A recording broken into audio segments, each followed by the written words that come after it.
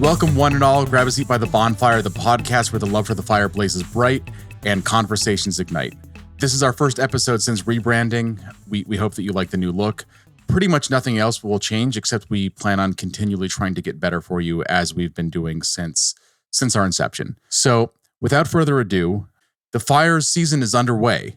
DJ, I believe you were able to watch, right? Indeed, I was. Alex, I know you were able to get to Philadelphia. I wasn't able to make it to Philadelphia. You said I was in Philadelphia. I was actually in Chester. Oh, so you never actually entered the Philadelphia city limits. You just saw... Oh, I did actually. I did the day before the game. The day before the game I did to do some media stuff in the city. But on the actual day of the game, I was in Chester. Under the bridge, as you titled your match recap. It was cool. Really. Did you enjoy any cheesesteaks? I did. Very good cheesesteak. Did you get a chance to boo with Santa Claus? I did not. I just watched a lot of booing of a part-time referee. Well, fair enough. And we're going to get into all of that pretty soon. First thing, news. We don't actually have the full information yet. We're expecting to have it sometime this week. It's more or less confirmed at this point, and Minute Red 97 sources have confirmed to us that there will be MLS team participation in the Open Cup. We can confirm that it will be 8 MLS teams. I do not have the full details about which teams that will be. Alex, do you have any more inside information that I do not about that? No, last I heard, it sounds like it's going to be 8. It's just that they haven't completely agreed upon how those 8 are going to be determined. That's what I've heard as well. I've heard there's been discussion about the formats and stuff like that. I also have heard that from the way that the U.S. Soccer Federation is treating it, essentially, the 2024 is a difficult year for scheduling because of Copa America taking place in the middle of the MLS season. 2025, the Club World Cup is coming to the United States, so that's going to be another major tournament happening during the MLS season. And then 2026 is the World Cup, which Don Garber has confirmed that the league will be taking a break for. And so my understanding is that U.S. Soccer, the federation's goal is to just keep the cup alive and in the best shape that it can between now and 2026 and really be ready to run in 2027 with a format that should hopefully work long term. I've also been told by a U.S. Soccer Federation source they believe they found a new economic model that they think for the first time in history will mean that no team participating in the cup will ever lose money whether or not they're having games home or away, which that would be the first time in history that's happened. And they've worked a long time trying to find an economic model that works for all parties. So we should get some details about part of that. My understanding is the first thing is going to be just an announcement about MLS team participation, and we should know what teams at that point, or at least what the format is for deciding those teams. That will be for 2024 only, and then it's going to be probably some updates in 2025 and 2026 before hopefully 2027 we get a format that everyone can sort of like agree on and stick with for the long haul.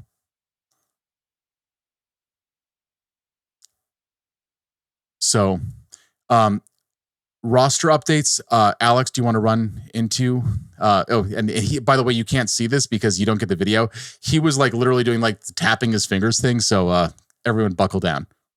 This is my favorite thing. And honestly, people find this very boring, but I love roster rules, breaking them down. What's funny is we have the 3 people in the entire world that enjoy MLS roster rules and regulations. And that are fire, we are the fire MLS roster nerds on this podcast right now. So buckle in. We'll try to make it tolerable. If not, maybe we'll put something in the show notes about what period you can skip forward to if you really don't want to hear it. If you don't want to hear it, too bad. I'll give you an overview in the quickest way possible about the stuff that happened this week, because there was a lot of changes that happened in the last minute right before. And if you want more details on this article on the website, how Chicago Fire achieved roster compliance, the deadline was Friday, the day before the game, and they got compliance officially. I believe it was completed on Wednesday, but really Thursday is when we found out roster compliance has been accomplished. Now, how did they do that? The Chicago Fire were right up against the salary cap. There were some difficulties here. 1, their roster was technically over the limit. 2, They had 21 players. So just to define over the limit, you mean over the cap limit, right? In terms of the over the cap limit, which I believe is like 5.5 million roughly, not including designated players, not including homegrowns, not including any other off-budget players. That's the salary cap. And the Fire were really, really close to that. If they weren't over it, they were really, really close. Right? And then with the senior roster, which is the bulk of the first team, you're only allowed to have 20 players. The Fire had 21.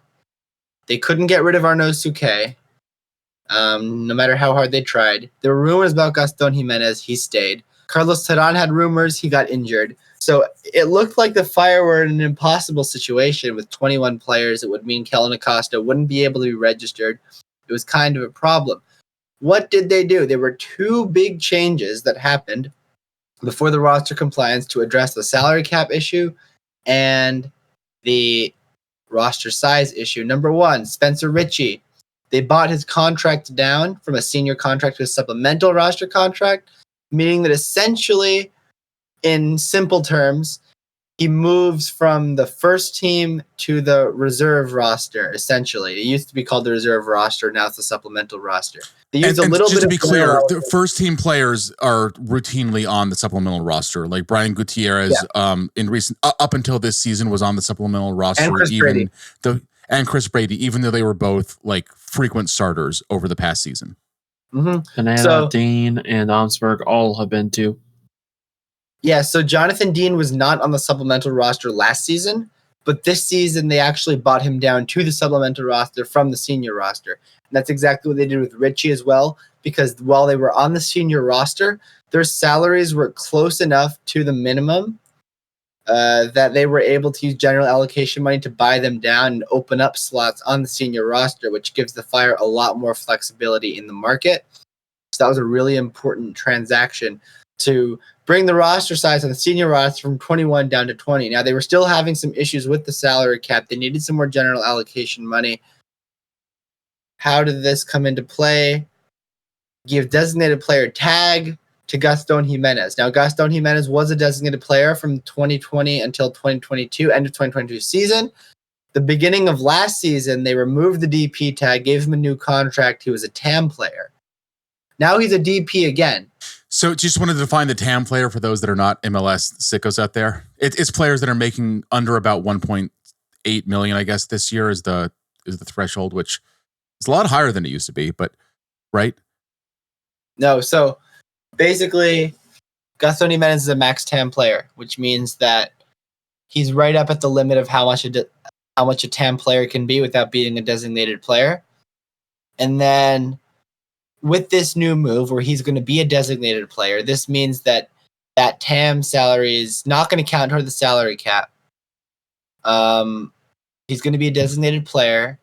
Meaning that his salary hits at about 684,000 rather than about 1.8 million, right? But yes, but he's on the same contract. The contract hasn't changed. He's not getting a pay raise. He's not getting like a DP typical contract. He's on the same exact TAM salary that he was on last season. It's just that he has an extra tag on it.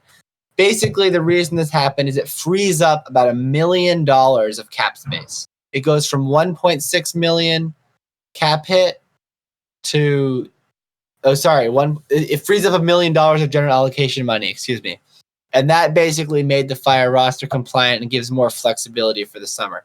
Now, you may be wondering, but two things. One, Gaston Jimenez filling a designated player slot gives less flexibility because it fills up a DP slot. It means there's no longer an open DP slot.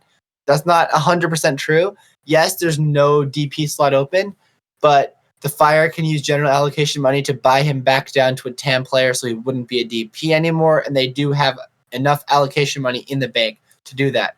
Second thing, with the under-22 initiative slots, it's been reported that if you have 3 designated players who are over the age of 24, I believe, no young designated players, then you need to have only 1 under-22 initiative slot, but if you have a YDP, you would have 3, which again, that is correct. YDP just to define it. YDP just to define it as a young designated, young designated player. We're getting pretty far into the weeds with this.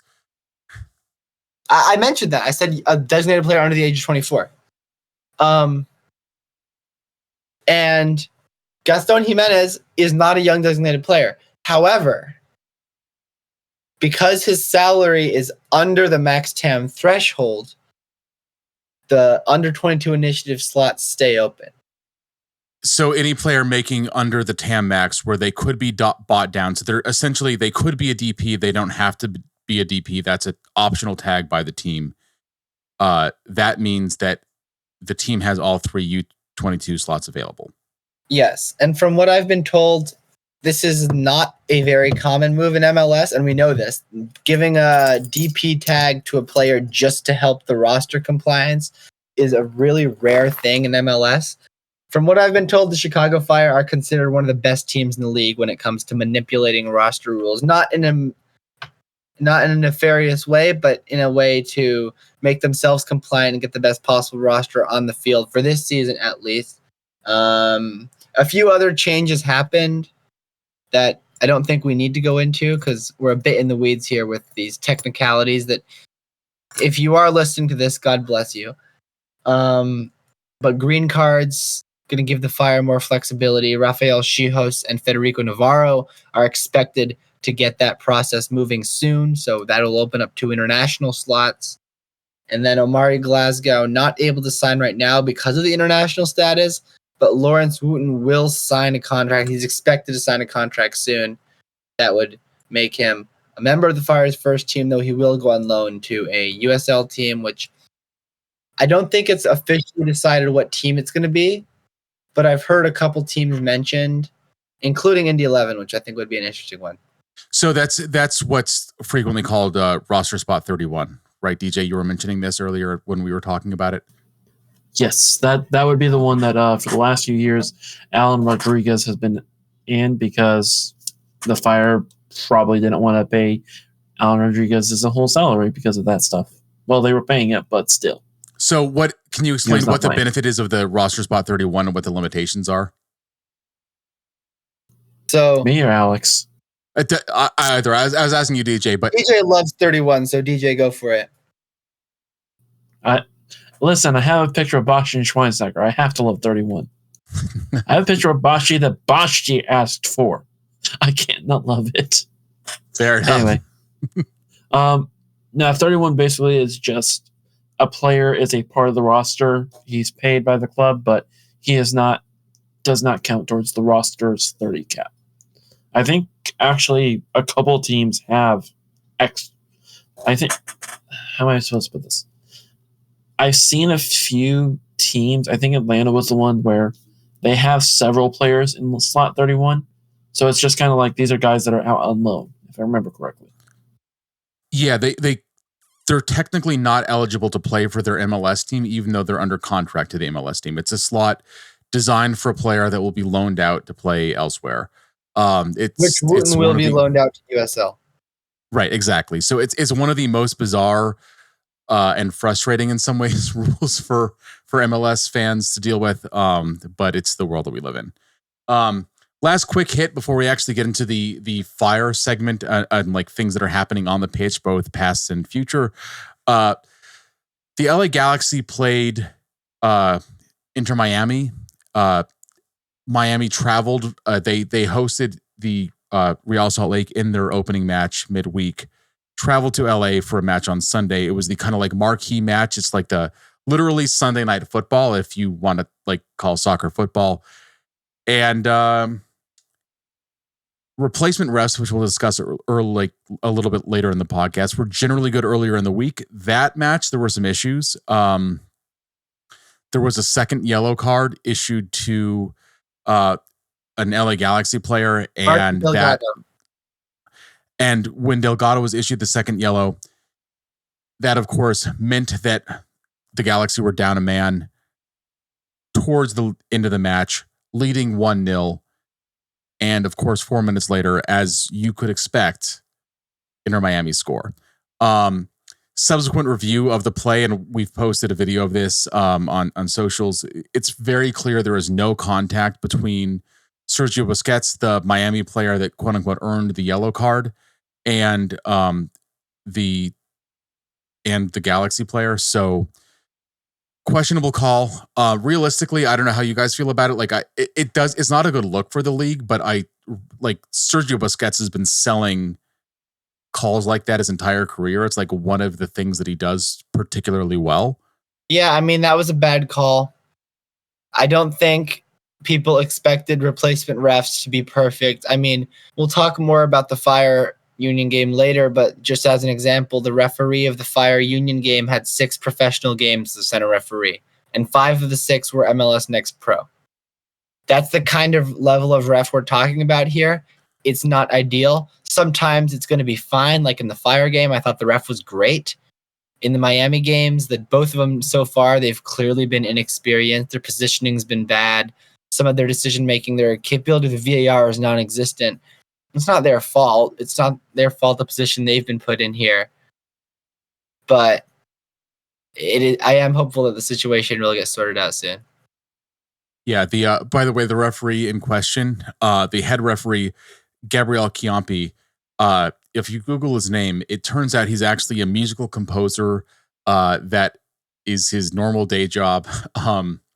There's a video, there's a photo of him presenting a CD to the Pope, and he's kind of moonlighting as a referee, although he has refereed games as far as MLS Next Pro.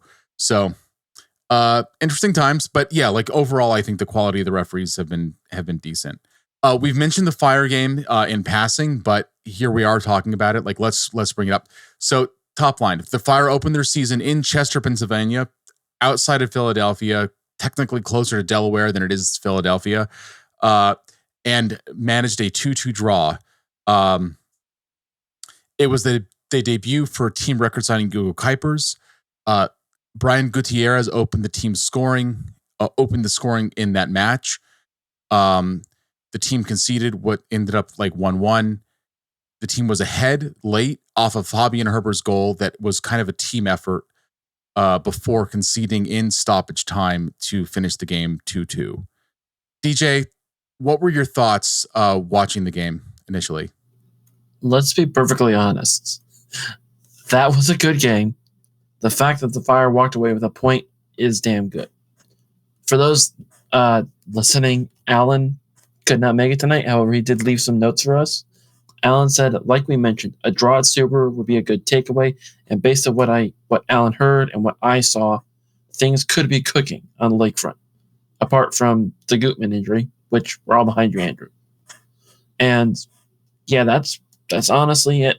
I mean, I can't get mad at the draw. I said this on Twitter, but Philadelphia literally has been one of the best teams at home over the last few years.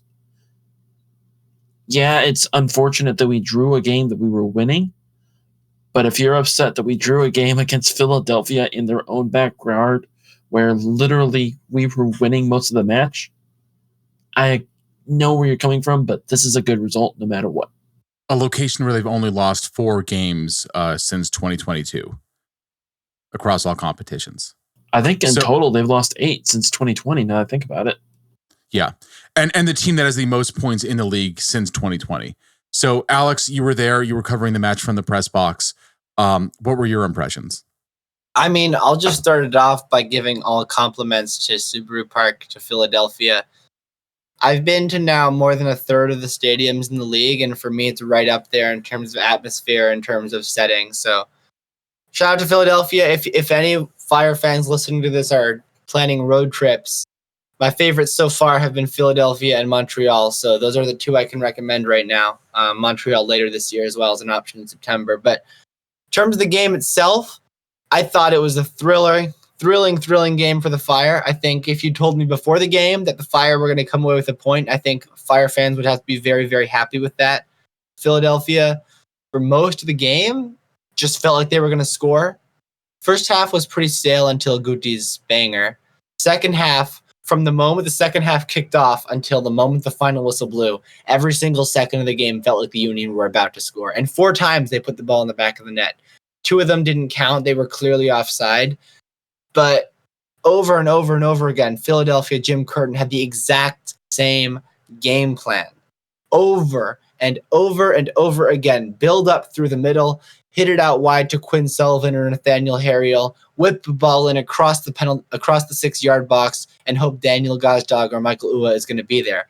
4 times that worked. 4 times they put the ball in the back of the net. And like I said, 2 times VAR correctly intervened. But it was definitely interesting to see a Groundhog Day-esque situation where over and over and over again, I'm sitting here, I'm watching down the right side of the field, down the right wing. Philadelphia's attacking down the right wing, hitting it across the box. And time again, it keeps working over and over and over again. And I think the Fire are a bit fortunate to come away with a point. At the same time, great mentality, great mental fortitude to come away with a draw, to score 2 goals in this environment, which was extremely, extremely hostile for the Fire. I mean, if you want an idea of Philadelphia, of the fans, of the setting, before the game even started, I was in the parking lot. I was trying to take a photo outside the stadium with our new Men in Red scarves, which we produced earlier this year. And I held up the scarf. Before I could even finish unraveling the scarf, behind me, a Philadelphia man with his young child who looked about to be 5 years old. This man looks up, shouts an expletive, and gives me the middle finger.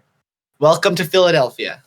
That is classic Philadelphia sports behavior. Right. So like it is like the same team that booed Santa Claus is still the same team that is going to do that to opposing people, whether they're media. I mean, obviously there was no easy way for them to know that you were media at that stage or not. So you mentioned attacking up the right side. That actually brings up an interesting point. We mentioned that we didn't actually get into details about it. Andrew Gutman making his first team debut for the Chicago Fire after having been an Academy homegrown product and not signing a deal with the team in something that I think a lot of Fire fans know some details about. And Gutman has been very generous about saying that it has always been his team. 2 minutes in, he goes down with a non-contact injury. To be clear, there's not a Union player anywhere near him. There was nothing nefarious in it. It's an injury we don't know the details of or the extent of, and I at least am not going to speculate on it. I think we're going to get more details this week on exactly what the injury is and what the prognosis is for him going forward. But that meant that just 2 minutes into the first match of the season, Frank Klopas had to go to his bench and bring on Chase Gasper, who was brought on kind of to be the backup. I mean, realistically, I think that we expected and hoped that Gutman would be starting 34 games for the Fire and going, or like the bulk of the minutes, I mean, would be going to Gutman. Unfortunately, that wasn't able to be the case. I mean, and it's sad, not just because of the whole story about him coming back to Chicago, which I think most people, myself, was very, very excited about. But also, in those first 90 seconds he was on the field, he was already looking good. Like, he took on a defender. Like, he was looking promising in the opening seconds of the game. Like, his first touches, I was like, all right, this is not Miguel Angel Navarro anymore. This is Andrew Gutman. This is a big upgrade. And then before we knew it, he's sitting on the floor, looks to be in a lot of pain. He's helped off the field. Now, he does walk off on his own, which is promising, I guess. And Chase Gasper comes on. Chase Gasper, by the way, played 4 games in MLS last season. This is not someone who's expecting to play a lot. This is someone who's had a very, very rough go of things the last 4 years. He had a national team call-up in 2020, made his debut against Costa Rica, and since then his career has been difficult for a multitude of reasons on and off the field. Injuries. And so he was, though, at one point considered a top level prospect in this league coming out of the Super Draft. Right. I'm saying in 2019 season, he was excellent. He was one of the better left backs in MLS that season, in his debut season with Minnesota. And then just for a variety of reasons, the last 4 years have been pretty unfortunate for him. And this year, he has a big opportunity to come into the game against Philadelphia. Now, Philadelphia, Jim Curtin sees this, and they decide, right wing, there we go. Quinn Sullivan, who was in that position on the right side of their diamond, played awesome. He played great. He was Philadelphia's most dangerous player, in my opinion, from my vantage point. And he was making life very difficult for Chase Gasper, who I don't think expected to see the field, let alone see 73 minutes of action. And but I think he did fine. He made some before, good by the way, tackles. being relieved by Jonathan Dean, which Yes. playing kind of against his natural side. Which, if Andrew Gutman is out for an extended time, it will be interesting to see who takes that spot. Will it be Gutman? Will it be not Gutman? Will it be Gasper? Excuse me, or will it be Jonathan Dean? Or could it even be Arnaud Souquet, who played left back one time in preseason, was expected to no longer be with the team, and now suddenly is relevant again because a fullback is injured, and now there are only 4 fit fullbacks on the roster. So we'll see what happens there. And for what it's worth, the Philadelphia Union traditionally, like, it has been their left side that is the side that overwhelms teams on the attack. And then, like, including like a number of talents. Like this year, it looks like Jack McGlynn is going to be given more or less the keys to the car there. A prospect, I think that he was born within a couple of months of Brian Gutierre, and essentially same level prospect in the USMNT setup. I mean, like a top tier prospect. Widely expected to be in. Yeah. No, I'd say Guti's a tier above McGlynn. I think for me, long term, McGlynn is a more one dimensional player. But I think we're getting into the weeds a bit here. So either way, both would be expected to be available for the Olympics if they're released. And then a ceiling from there. The most important thing for me was that upon Gutman coming out of the game and Gasper going in, Curtin heavily emphasized Quinn Sullivan attacking down the right wing, the Fire's left. And Gasper, I think, played as well as he possibly could have. I think he was pretty good. He had a good game, but it was pretty clear for someone who wasn't expecting to play at all that the minutes were weighing on him. And you it saw was the rust as well. There were, for every good Fire. decision, there was a time that it seemed like he was like out of place defensively. The Fire's back line, I think, on the whole, did not look fantastic in the opening match of the season.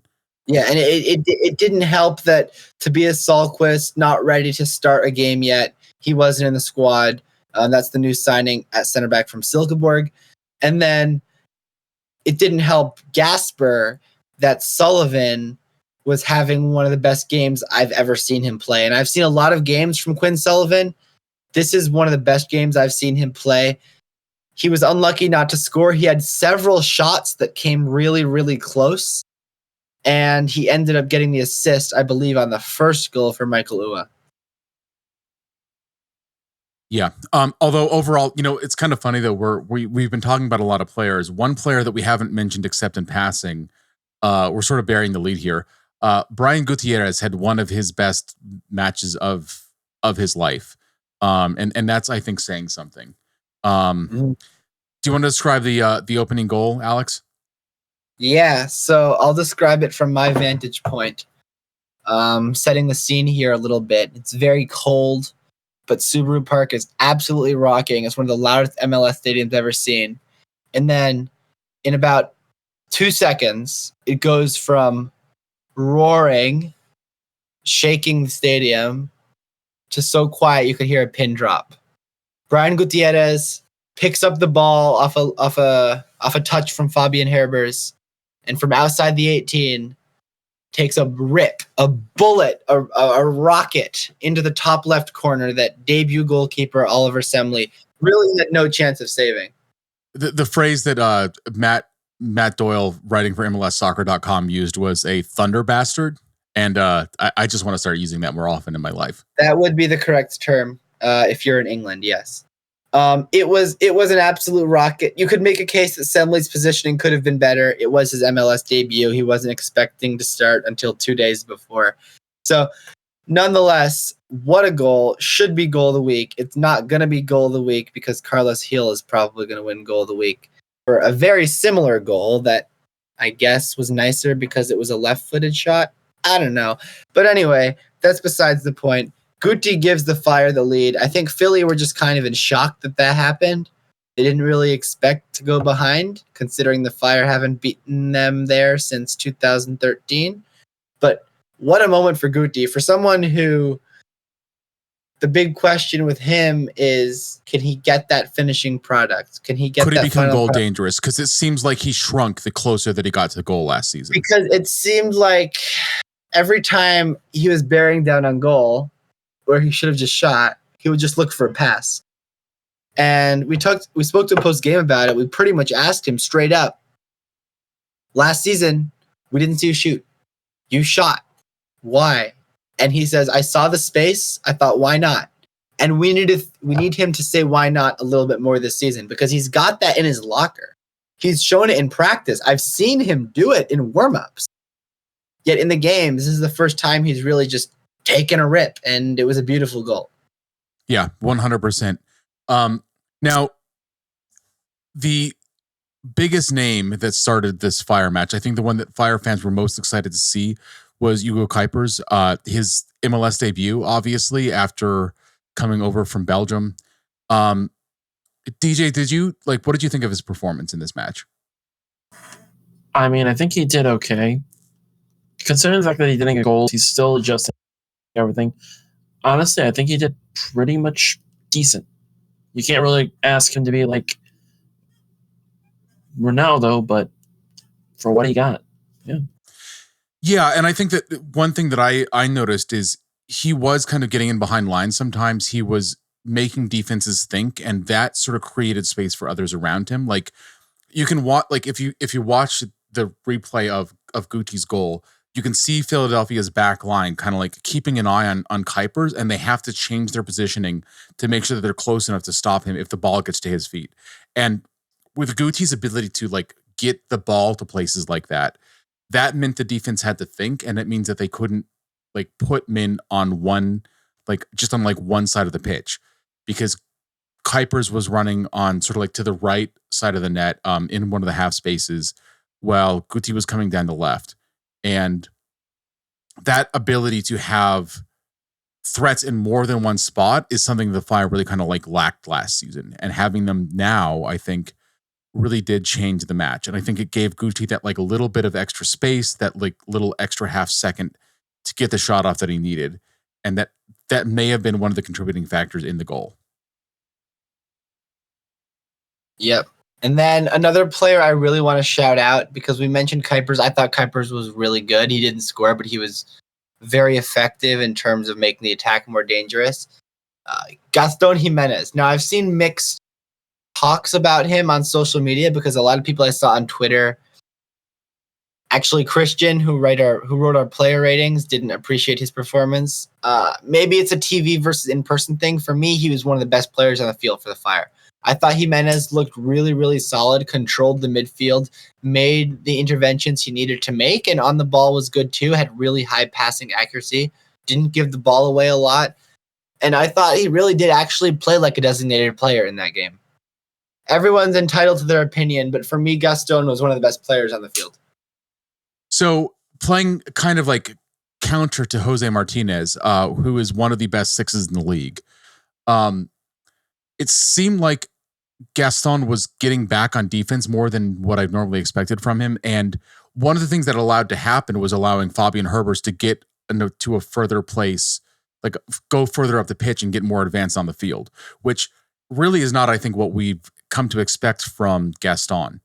We normally would think that like in a double pivot like that, like we would think of Gaston Jimenez being the guy that will contribute, like get the ball up the field, contribute more offensively, and kind of like leave the defensive duties to someone else. But that's not what happened. And I think that actually is probably one of the contributing factors ultimately to the Fire's second goal, because Fabi had gotten used to getting up the pitch. And so Fabi scoring the second goal at like ostensibly from the defensive midfield position that he was playing in, I think is partly in credit to Gaston taking defensive duties seriously here. I agree. If we see more of this Gaston Jimenez when he's next to Kellen Acosta, it's going to make both players a lot better. 100%. And Kellen Acosta, by the way, did make his debut off the bench. What did you guys think of his performance? Honestly, I don't think he played enough to be like, oh my God, this guy's amazing, or oh my God, it's a horrible signing. I think he was decent enough. I said this on Twitter. I think that he might be a little bit injured And the fact that he hasn't really played in like 3 months, or no, 2 months. His last game was MLS Cup because he didn't play in preseason at all.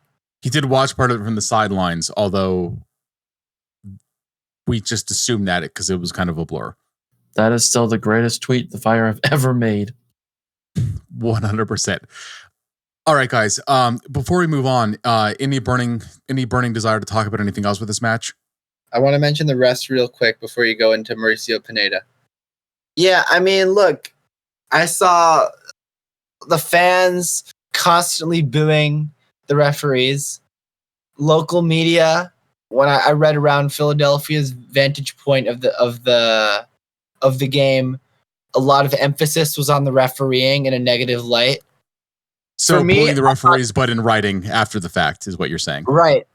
I thought, objectively speaking, most of the calls were right. The VAR calls were correct. They were clearly offside. I don't know what there is to complain about. Every single soccer game you watch, referees are going to make small mistakes here and there. Like, for instance, there were a couple of calls where I thought maybe a foul could have been called faster. Maybe the decision was a little bit slow. There were actually some instances where the Fire got a little bit lucky, where they maybe got away with something small, a little push here and there, possibly Augusto and Jimenez handball toward the end of the game. Little things like that. But I don't think all those things would normally be controversial. I think that there was just because like early on, MLS refereeing has traditionally been a little bit just like a little rough around the edges at the beginning of the season as everyone's kind of getting back into the groove of things. And I think we maybe saw like a little bit more of that this season, right? Like where it's like the offsides flag comes up a little bit late. In the match between FC Cincinnati and Toronto, like the head referee seemed to like have to stop and think about how to like draw the box thing for the VAR review. Stuff like that, but like that's not like changing the outcome of the game or anything. No, I mean, look, like I said, normally referees make mistakes that nobody talks about. The only difference is that now people are talking about the tiny, tiny little things that nobody ever would otherwise care about because of the focus on the referees because of the lockout. Yeah, 100%. There's definitely more of an eye on refereeing because it's not the same referees that we've come to like know and, well, I'm not going to say love. I said know and love in the post-game report, so you can say it. Look. No, I'm still not going to say that. It's not a permission issue. So, some of these refs in some of these MLS games this week, never going to see the field in MLS again. They're going to still do their USL games, their NCAA games. Mohamed Hassan, the referee of the Fire Philly game, in a difficult environment, a difficult setting, a choppy game, he did a very good job, and I hope for his sake that he gets more opportunities in Major League Soccer individually to be a referee, because I think he did a very good job.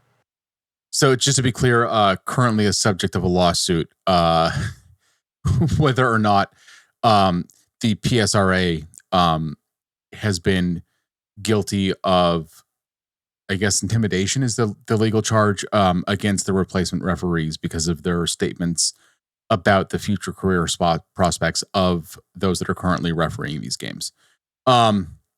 So, DJ, anything else? You mentioned the captaincy issue. Captain. Yes. So Shaqiri took over the captain's armband and is now the permanent captain. And when Shaqiri was taken off for Acosta, the armband, instead of going to Chihos or Jimenez or even Acosta, went to Fabian Herbers, which very interesting. We can't speculate too much on that because we don't know anything for sure. I think it's worth noting both Fabi and Shaq are out of contracts at the end of the year. That's all I'll say. Fabian Herbers, by the way, is by a not that significant amount because there's some homegrowns that have been on the team for a while, but he's the longest tenured first team member of the Chicago Fire organization. What's ironic is how long Herbers has been here was how long Kappelhoff was here too. It's been 6 years now, so. But ironically, the person that's second longest is Pineda. Pineda also had a really good game, which I am very happy about. Yeah, I don't Playing know half that of the Pineda is double going to be the pivot. starter. I don't know that Pineda is going to be the starter when Tobias Sahlquist is fully up to speed, because Sahlquist had an injury issue before he came, and while he's healthy now, his fitness is still not 100%, and he's still getting acclimated to the team. Same reason Acosta didn't start. So stay But tuned it's possible for that he could be at the, like, again, like one of the first options is a backup at center back, and the first option is a backup at the center, like at the double pivot, like further up in the midfield. But just keep an eye out for Sahlquist because he's not injured. He was officially a healthy scratch, but he's working his way up to 100% match sharpness and getting used to his teammates. So get ready not for injured, him. but not healthy. Not injured, but not 100% fit. So fair enough. He should be ready soon. Next couple of games, get ready for him because I think he's going to be a really, really good center back for this team. All right, sounds great. So, anything else before we put a bow on Philadelphia? Oh, we forgot to mention the two other players that also had great games, Marin and Aragoni. So Aragoni, in his debut with Chicago Fire, had I think a very strong game. Playing Marin Haile Selassie made it his mission to bully Kai Wagner. Bully. Within seconds of the game starting, he was already nutmegging Wagner. It was pretty hilarious. And he had a fantastic game. Did not end up in the box score, but I think he looked goal dangerous. He was quick. His speed was on display. His ability, like he had some very good, I think, like one touch passing to some other players. And Aragoni, I thought his debut in MLS was very solid. He feels like an upgrade at the right back position. I don't know how you guys feel about that. I think he's overall, he's definitely better than Stuke was. So, any other beats before we move on to the future and talk about FC Cincinnati? I got to defend Klopas on this. I see a lot of people saying, why did he bring Barlow on? He brought Barlow and Navarro on when we were leading. You bring Barlow on when you're leading in hopes that he doesn't have to do anything. And unfortunately, he was unable to round the goalkeeper. He had an opportunity. He was very close. He was very close in the dying minutes of the match to be able to round the goaltender and potentially get a goal. His first, obviously, in a Fire jersey in his debut match. Semley's feet were frozen. Semley was going nowhere. He was 1-1 with the goalkeeper. The goalkeeper froze. Instead of trying to dribble around the goalkeeper, which he had so much time and space to easily do and easily score, he instead tried to shoot straight at Semley, and it was saved. So, debut for several Fire players. Now 3 Swiss players on the Chicago Fire, including Aragoni, who had his debut. 2-2 draw. 1 point in one of the hardest buildings to play in this league. Unfortunate that the Fire conceded 2 of those points in stoppage time, but getting a point in Philadelphia, as you said before, Alex, was like honestly a result that Fire fans I don't think would have been unhappy with if they just were offered that as a straight up deal before the game started. Yeah, but I mean, if the Fire came away from Subaru Park with 3 points instead of 1, I mean, the drive back wouldn't have just been positive. It would have been over the full moon.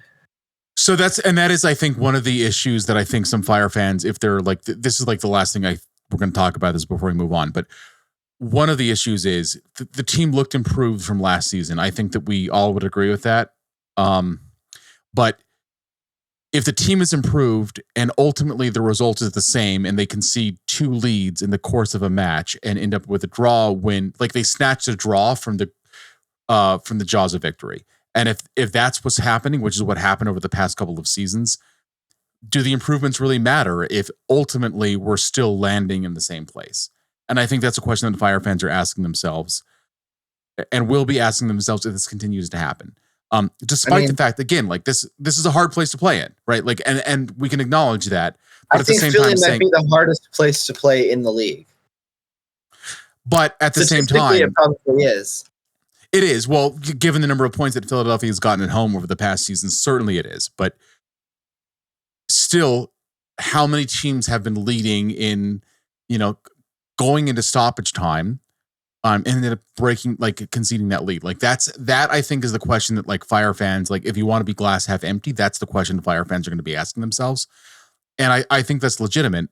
I think that does detract away from the performance that a lot of players had and the team had as a whole. It does look like a different team from what we saw before. And to be honest, I can't remember a season debut where the team looked this sharp in any time in recent memory. I don't know if either of you feel otherwise. No, I mean, I think the game against New England in 2021, they came out all guns blazing, and that was the New England team that went on to win the Supporters' Shield, and they tied 2-2. That's the only one that comes close for me in the last couple of years. Oh, the game against Seattle in 2020 was a good start as well, but they collapsed at the end there too. Yeah. And so I think that's my point about like Fire fans. Like that's where the sort of like, I've been down this road before where the Fire did play against Seattle, who were, considered the class of the league and still are one of the top teams in the league. In I think most people's estimation, seeing a draw from what looked like it could have been a win. I think it's sort of like we've been down this road before. So with Philadelphia in the books, the Fire are about to have their home opener against FC Cincinnati, which, obviously the reigning Supporters' Shield winners did not go as far in the playoffs as they would have wanted. Currently in CONCACAF Champions Cup play, they recently had a 0-0 draw against Toronto on Saturday. How do we feel about this match going into it, guys? I would feel very good if I was the Chicago Fire about this match. And FC Cincinnati are the reigning Shield winners, but there's so much reason for optimism if you're the Fire in this game. Look, in opening weekend of MLS, teams that were coming off a midweek CONCACAF Champions Cup game went 0 wins, 5 draws, 1 loss. None of the teams coming off CONCACAF Champions League won their game after. Cincinnati are going to be coming off a game on Wednesday against Cavalier SC. From Jamaica, not to be confused with the same. They're Jamaican, not to be confused with the Cavalier FC. It wasn't going to be Calavier or something, but no, it's Jamaican. It's Jamaican. They're Jamaican. They shouldn't be confused that there's a Cavalier FC in the Bahamas, and there's a similar sounding team in the Canadian Premier League. So lots of people want to be Cavalier. Either way, they're going to be coming off that game on Wednesday, so they're only going to have 2 days of rest.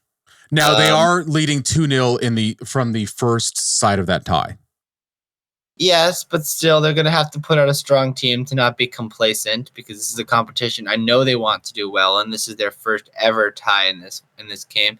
And also in their first game against Toronto, I watched it back. They didn't look very good. They didn't look very productive. They didn't look very creative. And Toronto are expected to be one of the worst teams in MLS this season. Now, Toronto, of course, do have, this is essentially not the official debut of John Herdman, the former Canadian national men's team coach at Toronto FC, who was technically hired months and months before the end of the 2023 MLS season. But this was functionally his debut as a head coach. Yeah. For that team. And we'll see how things go for Toronto. I mean, maybe Toronto's better than we expected, but Cincinnati playing at home against Toronto and completely struggling. I think they could only muster 0.4 expected goals the entire match. So do you want to talk about the tactics for that match, or are you going to talk about what some of the changes that FC Cincinnati has from that Supporters' Shield winning side? Well, first of all, FC Cincinnati in the first game were without Matt Miazga. He's going to be back for this game. And again, this is the second time in a row where the Fire expected to have one of the top defenders in the league suspended for the match against the Fire. And it turns out the powers that be at the league headquarters have decided that they will be playing against the Fire after all. Yeah, it's kind of interesting, isn't it? But Alvaro Barreal, who was best 11 player for Cincinnati last season, out. He's gone. And then Yerson Mosquera, who is also best 11 and was, I believe, runner-up for Defender of the Year, to Miazga. He's gone. He's back at Wolverhampton Wanderers. So that's two of their best players out of the team. Brandon Vasquez is at Monterrey. Rayados de Monterrey, where he is scoring goals for fun. And he just had a child. Congratulations, Brandon, actually. But yeah, Cincinnati, different team from one of the challenges that a lot of USMNT fans have is they would like to go, let's go Brandon on occasional basis, but that's been taken from them. But in this case, like that applies. Let's go Vasquez. Anyway, I think they're still going to be a good team this year. It's going to be a tough game for the Fire, but I think at home, you have to go out and win this game. So do we want to talk about some of the players that are into FC Cincinnati? So Brandon Vasquez, who was their leading striker last year, towards the end of the season, is out. The replacement they've brought in so far is Corey Baird, who I think it's fair to say is more than a cut or two below what Brandon Vasquez was capable of accomplishing. I mean, they still have Bupenza, though, the Gabonese designated player. He didn't start against Toronto, but he'll be available.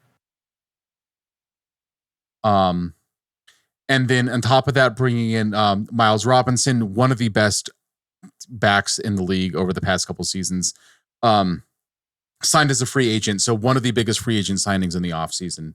And then Pavel Bucha from the Czech Republic in the midfield has also joined the team. And winger Luca Oriano is coming in from the Brazilian top division. And that's the replacement for Barreal. So it's sort of funny that FC Cincinnati has changed like the number of players they have. I think that it's fair to say that over the past like calendar year or so, they have dealt with some of those changes a lot more gracefully than some of the others. And obviously still have a lot of talent in that roster, top to bottom, but obviously at the same time, playing midweek CONCACAF, Champions Cup matches, and the draw against Toronto. Now, do we want to talk about Alex DJ? Actually, I haven't asked for anything from you in a while. Did you get a chance to watch that match? I did not. The Toronto FC Cincinnati match. Yeah, I watched it back. I mean, like I said, I didn't think Cincinnati looked like the same team they were last season, but I think part of that is because they have a lot of new players. They have to gel together. Bupenza didn't start. Bupenza, for me, is going to be their best player this year, other than Miles Robinson. So we'll see if he starts on Saturday. We'll see if he starts in CONCACAF on Wednesday. But he's the player to watch for me. So something I noticed is basically John Herpen's side mobbed Lucho Acosta, who is one of the more talented number 10s in the league. I mean, obviously, we're going to exempt a certain player in Miami, but one of the more talented midfielders in the league, like offensive midfielders in the league. Also one of the shorter ones, if we're being honest. I mean, even including Lionel Messi in Miami. And number 10 from Chicago, from the Alps. Yes, and Xherdan Shaqiri. Although, to be honest, Shaqiri towers over Lucho Acosta. So, I mean, that gives you an idea of scale. He's about 4 inches taller officially. Who knows if teams use the same fudge factors? Really? Yeah, he's 5. Shaq is 5'5". Acosta is 5'3". All right. But one of the things that Toronto FC did was they more or less mobbed Lucho Acosta. They did not give him the time or space to really be a creator. And that seemed to be pretty effective at shutting down a lot of their attack. Now, obviously, as you mentioned, Alex, Bupenza, one of the more talented goal scorers in this league, was not in that match. So he came off the bench, but there's only so much you can do in 30 minutes. I think for me, you talked about the game plan to eliminate Lucho Acosta, because he still has the quality. He still looks like the most quality player on the field for them from the start. I don't know if Kellen Acosta is ready to start yet. Frank said he might be. I don't know if Kellen's ready to start yet, but if you could have a Kellen-Gaston double pivot, I think that would be good. If Kellen is not able to start, I would actually drop either Gaston or Herbers, even though they were both great against Philly, and I would start Federico Navarro. Because I think you need to have either Navarro or Acosta, one of those two, starting in the lineup for this game. I think it'll go a long way to help eliminate Lucho Acosta from the game. Because if you eliminate Lucho, they're probably not going to score. Fede Navarro can be an absolute pit bull to frustrate opposing attacking midfielders. And that I think would be a key matchup. And you're right, like Frank Klopas is always very conservative, I think, with integrating new players into the lineup. That obviously includes Tobio Salquist, which we talked about getting fully match fit. We talked about the fact that like Kellen Acosta came off the bench for the Fire as opposed to starting, which I think a lot of us expected him to start. But I mean, another week together, like it's entirely possible that it could be a different place. And also, I don't know how you feel about this. I feel more comfortable. I was expecting that the Fire's double pivot would start off with Kellen Acosta and Gaston Jimenez more or less being the guys. Like it was going to be their jobs to lose. And I had some concerns about that because Kellen is more than capable of getting back and playing defensively. But he prefers to be the further advanced. So my concern was if Kellen thought that his job and if his task was to be the further advanced of the two, and Gaston does not cover that much ground defensively, who was actually going to be coming back and helping the back line? I think that after this past match, where I think we did see Gaston Jimenez doing that a fair amount, I think my concerns are allayed so much. I don't know how you feel about that, Alex. I always thought that those two were going to be the locked-in pairing, though it depends on the game plan here and there, but I think those two for me are easily the two best midfielders that this team has. I mean, look, Kellen has said before his favorite position is the 10, and he actually played the 10 for about 10 minutes against Philly at the end of the game. But realistically, his best position, it may not be his favorite, but we've seen this the last 3 years with the U.S. men's national team. His best position is the 6. And I think with him and Gaston Jimenez, when they're starting together, you're going to see a lot of trading off. I think you're going to see some moments. Which is what you want from the double pivot, right? Like that's right. The ideal for a double pivot in a sort of like template 4-2-3-1 formation. What's great about Gaston and Kellen is that they're both players who can play as an attacking-minded midfielder or a defensive-minded midfielder, whereas Federico Navarro can really only do one of those things. Fabian Herbers can really only do one of those things too. And in the past, Doumbia, again, could really only be one of those guys. Well, so to be honest, I'm going to quibble a little bit because we saw Fede with some offensive prowess. I think one of the issues was that the communication that he and Gaston had didn't really allow Fede to go forward, or when he would commit forward, Fede would overcommit and would not be able to get back on defense. I mean, I just think what we're going to see a lot more of is Acosta and Gaston interchanging, because Acosta is the best passer, not named Gutierre or Shaqiri. So I think you're going to see a lot of him going up, interchanging. I think you're going to see a lot of Gaston going up, and Acosta, a very smart player, when he's going to know when to stay back, when to go up. That's the really good thing about him. He's experienced. Gaston is experienced. They both understand each other fairly well. They're going to combine very well, and I think on a game-to-game basis, you're going to see those two together a lot of the time once Acosta's 100% fit. And Federico Navarro, a very good third option to have. And Fede Navarro, by the way, in the last year of his deal when he is U22 spot eligible, so this could be an important year for him just in terms of his future. So before we wrap it up, apologies if we are not able to get this from DJ. He's been having internet issues. He lives in a land of swamps and alligators, and so there's really only so much that technology can do to help him out there. I'm going to ask for match predictions. Fire home opener against Cincinnati, one of the top teams in the league over the past year and a half or so. What's your prediction, Alex? Like I said, I think the Fire have to go out and win this game. I think with the red shirts, everyone's going to be excited. The home fans are going to be there. I think the weather's going to be nice from what I've been hearing. My prediction, Fire win this game 3-1, 2 goals for Hugo Kuipers, and why not 1 for Brian Gutierre. Keep things rolling for him. I think we're going to see a very good performance from the Chicago Fire, and I'm very optimistic. Would love to see it. So, DJ, by the way, is now no longer able to speak to us. He's a ghost, but he is still typing from afar, much as Alan has done previously in the podcast, although it's probably more swamp alligator related in DJ's case. DJ's prediction for the match is 3-1 a Fire win over Cincinnati with goals from Gutierre, Marin, and Acosta.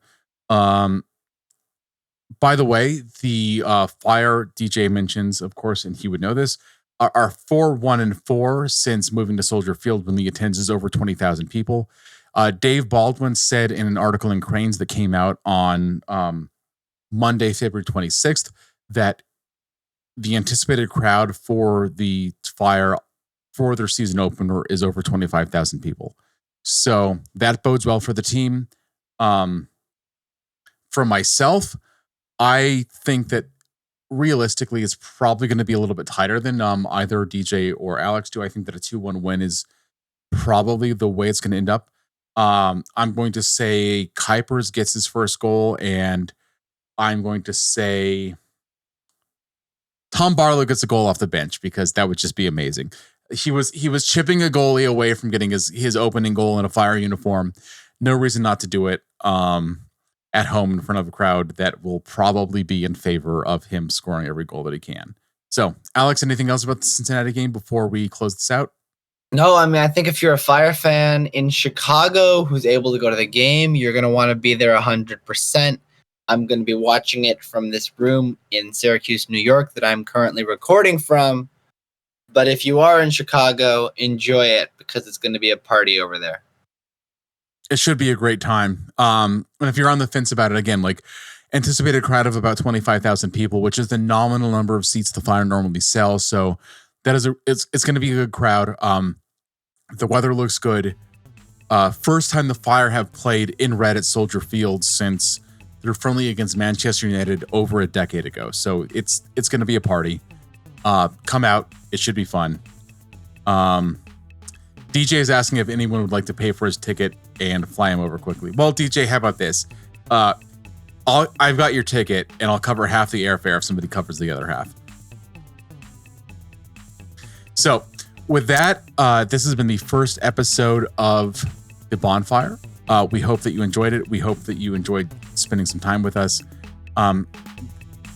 Min in Red 97 has a new podcast account for all of our audio platforms. Please follow us at MIR97Pods on X, formerly known, or like the platform formerly known as Twitter. Alan wishes he could be here. He will be here soon. And we really appreciate you for listening, as always. Come on, you men in red.